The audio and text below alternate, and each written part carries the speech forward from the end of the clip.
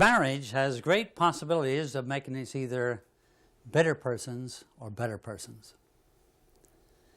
There are those in the intimacy of marriage who seem to pull from each other the best traits, the best disposition, the best characteristics.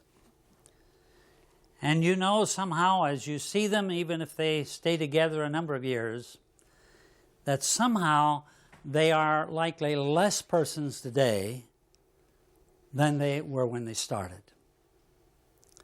They built tension and disagreement and these kinds of things into their marriage, which make them lesser persons now than they were at the beginning. The other couples, however, in the closeness of that companionship, who seem to draw from each other the best of traits, the best of disposition, the best of characteristics. And as you look at them, maybe after many years of marriage, you somehow know that they are now better persons than they could likely have ever been alone. Now I've come to the conclusion over the years that whether we become bitter or better does not depend upon whether one marriage has more difficulties than another. Every marriage has plenty of difficulties. It doesn't depend upon whether one marriage has more differences than another, because every marriage has a lot of differences. It depends more on how two people are ready to work together at that marriage to make it a success. And so, down the years, I've come to the conclusion that here is pretty much the secret as to whether we become better or bitter persons, how we deal with our differences and difficulties in a sympathetic and caring way, how we learn to communicate together in loving and caring ways, how we're willing to change, how we're willing even in marriage to compromise. And I think in marriage, compromise is a very good word. So what I'd like to do is begin back, let's say, before marriage itself. And imagine here now are two young persons who are learning to love each other. I use the word learning because I think that's the way it is. I don't believe that suddenly love hits you out of the blue and then you can coast from there on. I don't believe that all at once you fall into love. Someone said that's why you fall out of it so easily. But rather, love is that which grows by mutual esteem and appreciation which you have for each other. So here they come together, they are with each other for a time, and they are learning to love each other. And there are many things true in that experience, of course. I'd like to draw two sets of characteristics that help me at least to understand something of what happens in that drawing together, and later on also the tendency of those same things to drive us apart. The first set we might call sociological similarities. And we say that the more of these you have alike, the better chance you have at least for a good start. So what are we talking about? Well, for example, as Christians, we say our religious beliefs are awfully important. And the greater similarity we have here, the greater chance we have for a good start together. This is so important that I say at times to young people whom I'm counseling for marriage that I want you even to join the same church before marriage. They're inclined to say, well, we'll have a lot of time to talk about this after we get married. And I said, no, such a simple decision can cause a lot of hassle after marriage that is unnecessary. I also like to discuss and talking to young people about the unequal yoke. And one of the things I told my congregation when I pastored the last time, as I began that pastorate, was there are certain things I would like you to know even before I begin that I can't do as a pastor. Before I get into the situation, don't expect me to marry a Christian and non-Christian. Bible calls that the unequal yoke. And I guess I've counseled enough couples at this point to know what bind that really brings into a marriage. And so the more you're together when it comes to your religious faith, the better chance there is for a good start. Or we talk sometimes about a common economic outlook.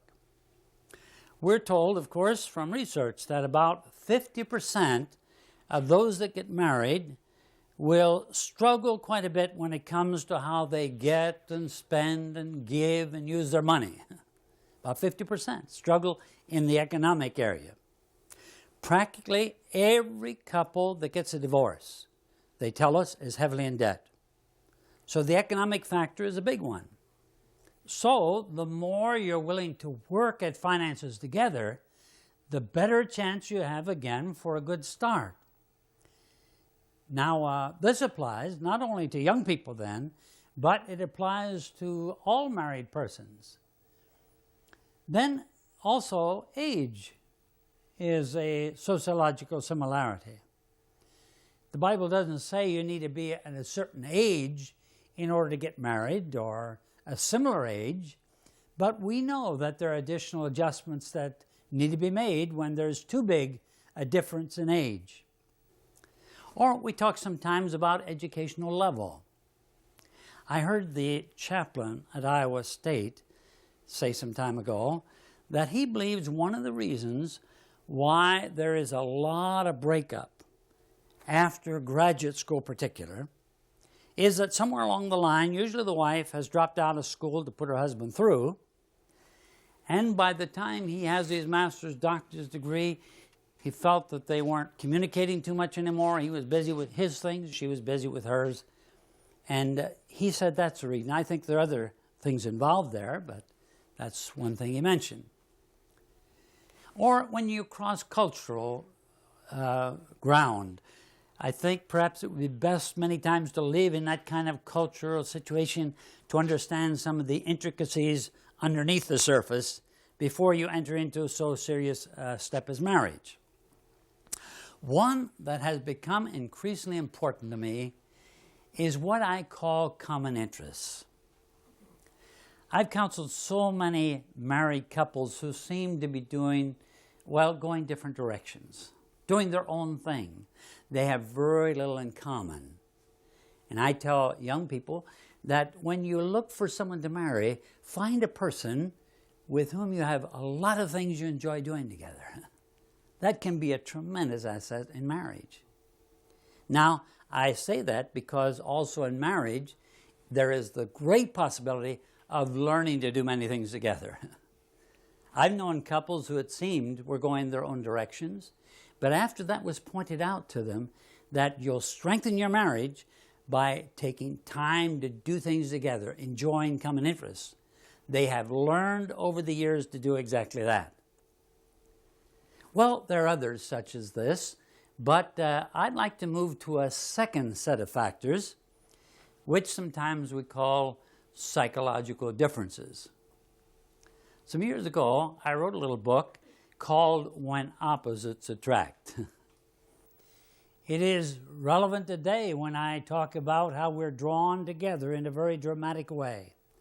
To choose a person to marry who, at least in some areas of temperament, psychological differences, is opposite of what we are. I always find this intriguing. And here is now where we come to the test many times in our marriages as to whether we're going to appreciate differences or whether we will let these differences clash.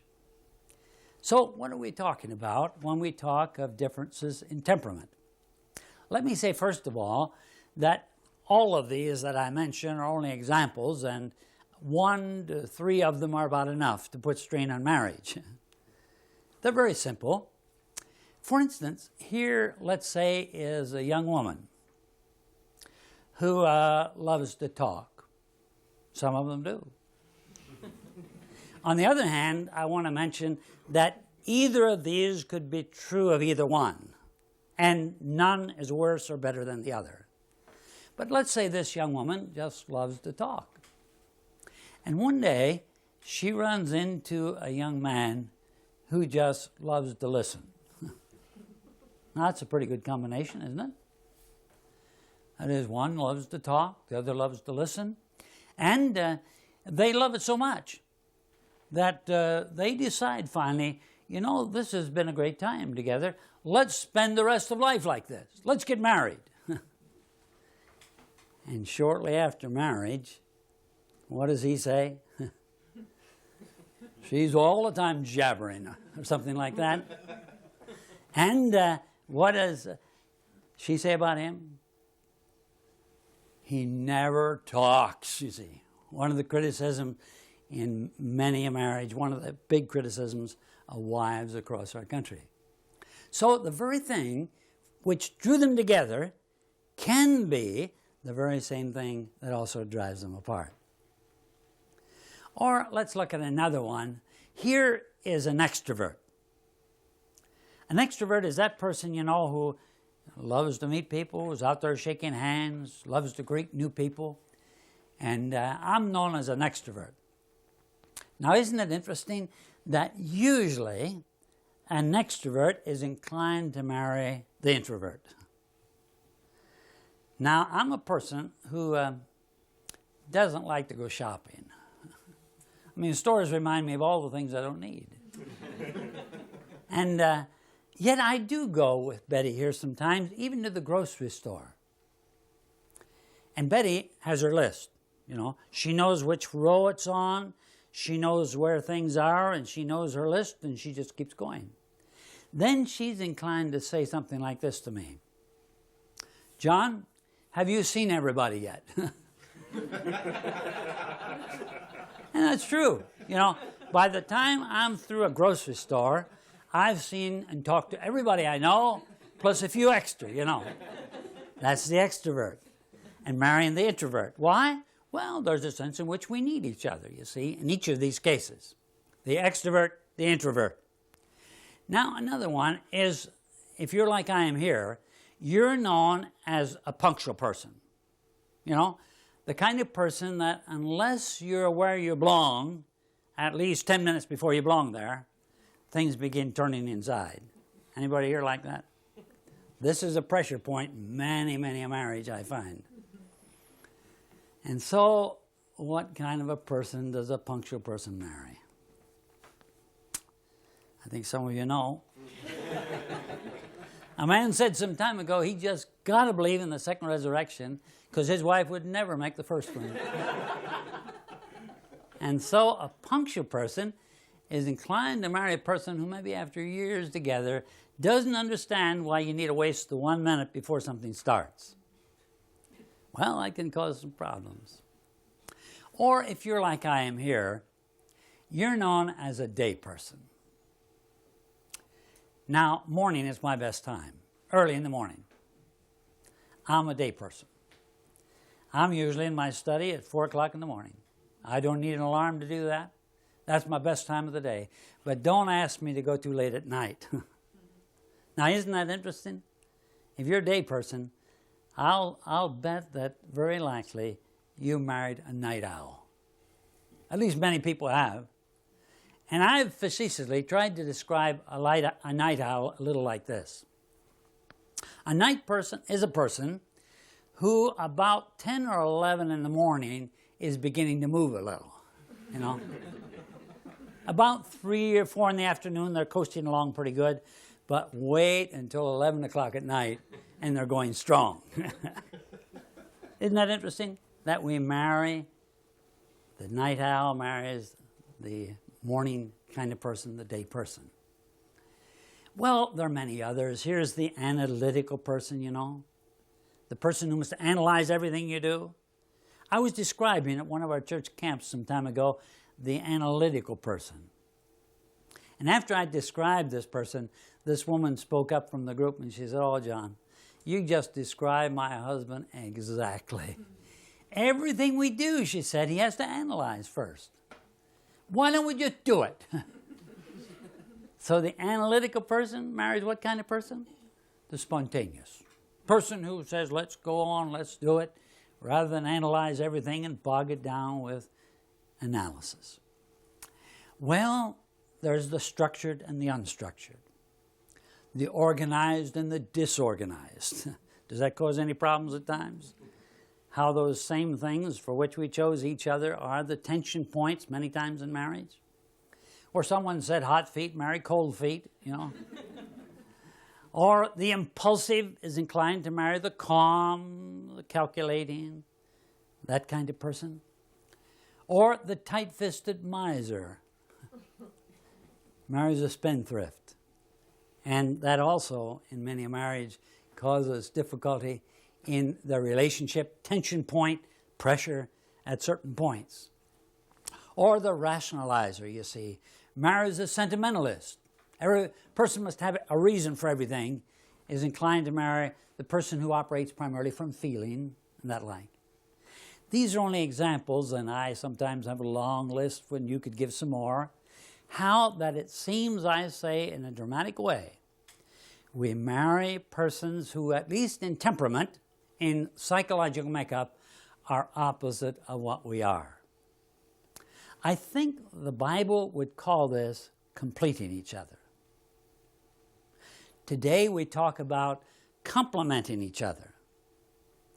And these are the things that, if we use them rightly, can strengthen our marriage, and if we use them wrongly, can drive wedges and drive us apart.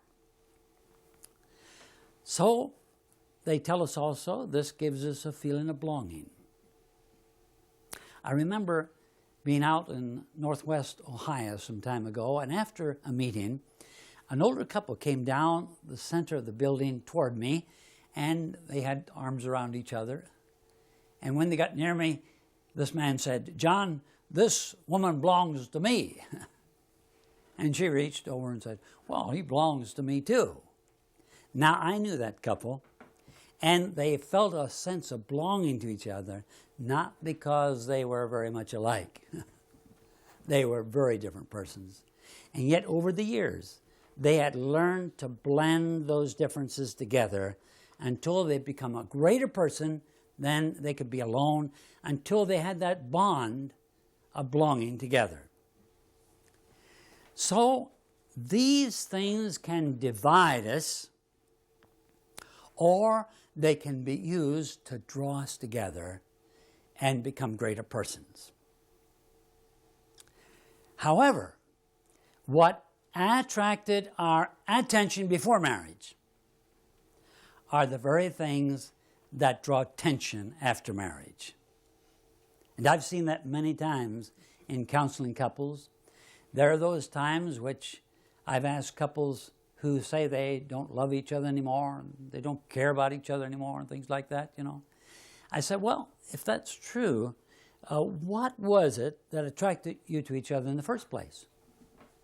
They think a little on that one. And then finally one says, well, I guess what I liked about her was this. And she says, I guess what I liked about him was this. And then we go on talking a little bit. Then I come back and I say, if you had a pinpoint where the pressure is now, where the difficulty is, where would it be? They think again a little bit. And you know now, just in a little bit different words, it's the same thing all over. Same thing. The things that attracted us to each other are the same things now that distract us. The same things that got attention are the same things now after marriage which are inclined to build tension. So, what happens after marriage? Well, what happens after marriage is what I call the after marriage dip. I think I got that expression, by the way, from Dr. Abe Schmidt, whom some of you may know. I heard him use that, I believe, one time, and I thought, well, that's a picture that I like. I like picture words. Some call it the period of disillusionment. Some call it the period of despair that happens, let me say, within 2 to 2.5 years of marriage. Why did I say that? Well, it happens then because the big bulge in the divorce rate in North America is at 2.5 years. That's sad, because you and I know that you don't know very much about each other in 2.5 years. There's still a lot more to learn about each other. But they get into the marriage. We're so different. We're not alike. We do things differently and all that, and somehow think that they don't belong together, they no longer love each other anymore and the like, and they're ready to give up. That's a sad one. The second big bulge in the divorce rate, by the way, is out there, what's called the 20-year fracture. As the children are beginning to leave home, as the job at 45 isn't on the climb any longer, you see, nothing has happened suddenly. They've been down here in a dip for a long time, having their marriage. But when the children are leaving home, job not in the decline, then they're inclined to say, well, I don't think I'm going to stick this out any longer. So what are some of the marks of that after-marriage dip? Well, the first one, I think, is that communication gets tough. At least we don't communicate any longer about things that really matter. Sometimes it even stops. I had a couple tell me some time ago that sometimes they do not say one word together for an entire week. They live pass each other like ships in the night.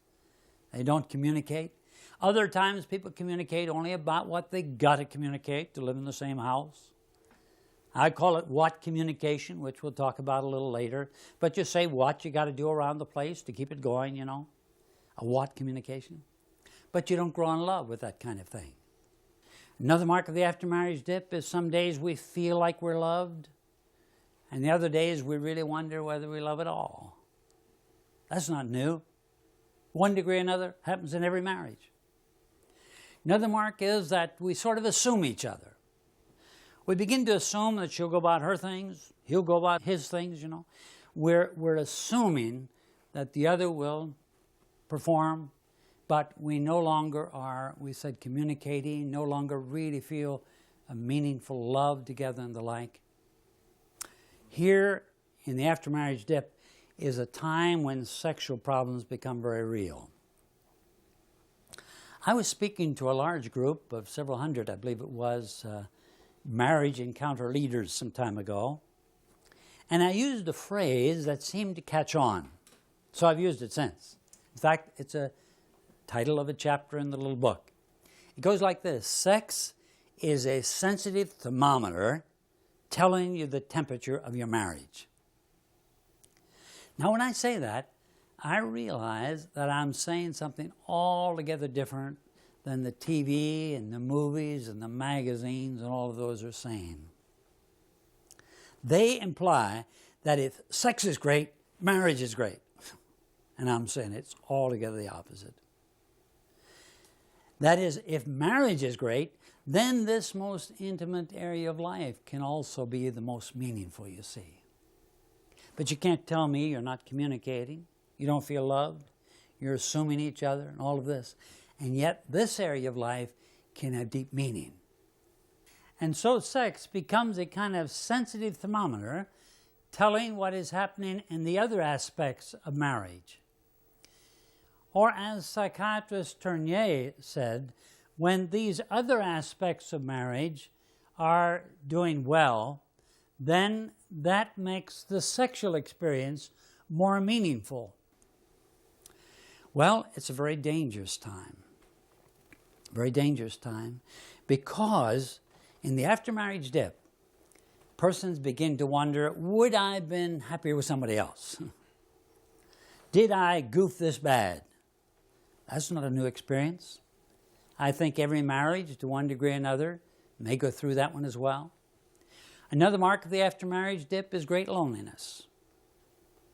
Some of the loneliest people I've ever met have been married people. Because there's nothing quite like the loneliness of being in a relationship that you thought would be the closest, the most meaningful experience of life, and suddenly you feel you're alone, you're going different directions and all of that. So it's very dangerous. It can be a very lonely experience. Like a person said to me some time ago, she said, at least the other man listened to me. You know, my husband no longer listens. She was living in the loneliness of an uncommunicative kind of experience, and it was the dip. Of course, it's a very hurting experience. Can't be otherwise. And the pain that many people have in that kind of experience is hard even to describe, because if these things are true, people are hurting down in the depth of their being. Now, you say this morning, do all marriages go through that dip? I'm inclined to say that every marriage knows what I'm talking about. Not that all go through to the same depth, likely. But all marriages, I believe, know what you're talking about when we talk about the after-marriage dip experience that has something of the characteristics, maybe not all, but something of the characteristics which I describe. Now, remember, some time ago, we had a retreat over against the mountain there in West Virginia. And after I discussed the after-marriage dip with that group, I opened it up like we do when we have time in those situations. And a man spoke up, middle-aged man. He said, "John, I don't know that I agree with you." He said, "I can't remember any dip in our marriage." But I noticed when he said that, his wife was awfully still and silent. I think about 3 minutes later, he made another statement, and she, with her elbow in his ribs, said, "That was our dip back there." Now you say, is it possible that one can experience that dip and the other be not conscious of it? Hardly. He might have had a good forgiver or forgetter, you see. Hope he did. That's what we need continually in marriage, of course. On the other hand, I think we know also, as we think back, that there's not only that big dip, I think, that often happens within 2.5 years, 2 years, somewhere in there. The reason why I think every couple ought to go to a marriage retreat or marriage enrichment sometime during the first 2 years, because of that. In fact, young people have come to me and asked this question: "John, what can you do for parents who have lived in the dip all their lives?" And I say that's very hard, because usually those aren't the kind you'll get out to a retreat. Many retreats I say, well, we have our best couples here. These are the ones that probably are doing as well as any. And the ones that are in the dip very often are not very open to even these kinds of discussions together. So, the after-marriage dip experience.